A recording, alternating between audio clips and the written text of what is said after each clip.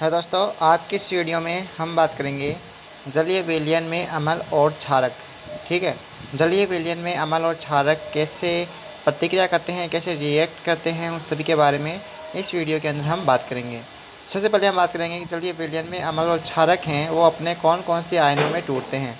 तो सबसे पहले हम बात करते हैं अम्ल की।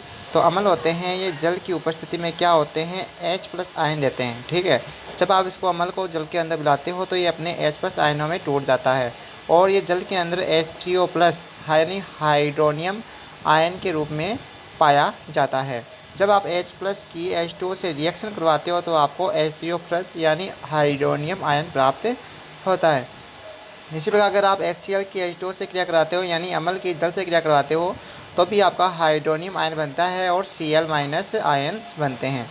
तो इस प्रकार आप समझ गए होंगे कि जब भी अगर हम जल को अम्ल में या फिर अम्ल को जल में मिलाया जाता है तो क्या होता है, हमारे पास हाइड्रोनियम आयन प्राप्त होते हैं।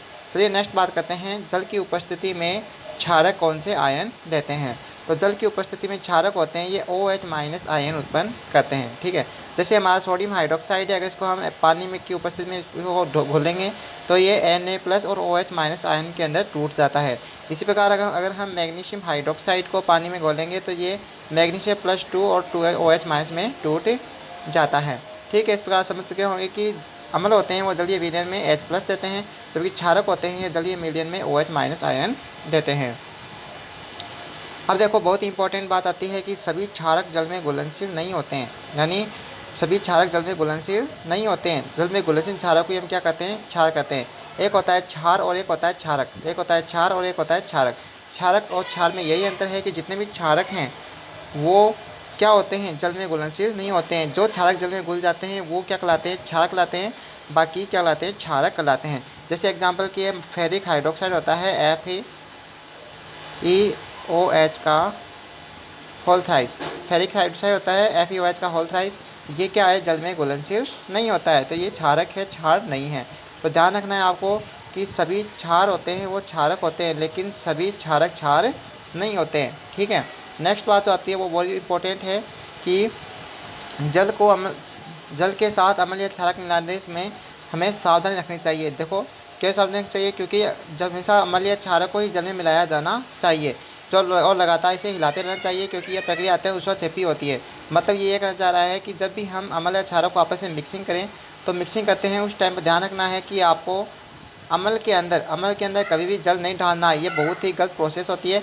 अगर आप ऐसा करते हो तो क्या होता है कि ये मिश्रण है वो उछल कर आपके ऊपर गिर सकता है, आप जल सकते हैं। दूसरा इसका हानिकारक प्रभाव ये होता है कि ये कांच का पात्र भी टूट सकता है। इसलिए आपको क्या करना है, इसलिए आपको हमेशा क्या करना है, इसलिए आपको अम्ल के अंदर जल को मिलाना चाहिए। अम्ल को आपको क्या करना है, जल के अंदर मिलाना है और अम्ल की 2-2 बूंद डालनी है और फिर से लगातार हिलाते रहना है। ऐसा अगर करते हो तो ये प्रोसेस आपके लिए अच्छी मानी जाती है। ये प्रोसेस बिल्कुल रॉन्ग होती है, ये प्रोसेस आपको कभी नहीं करना है, कभी भी अम्ल के अंदर जल को नहीं मिलाना चाहिए। तो इस प्रकार आपको ये ध्यान रखना है। तो इसके 2 नुकसान होते हैं, वो 2 नुकसान कौन कौन से होते हैं।